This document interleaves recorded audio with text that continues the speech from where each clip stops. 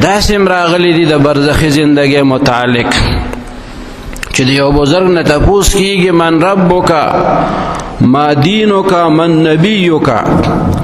ستا رب څوک دی ستا دین څه دی او ستا نبی څوک دی هغه ولی الله هغه خپل سپینې ګیرې ته لاس یوسي او خپله ګیره موټي کې ونیسي وی علی مثلی یقال هذا زما غوندې سړي نم تاسو دا قسمه تپوسونه کوئ وقد علمت الناس جوابکما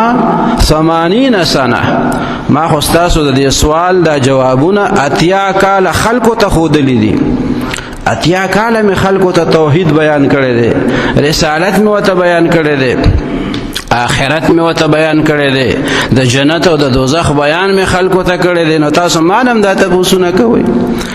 نو دې ته وایي حیات طیبه داسې ژوند ورته الله ورکړي په قبر کې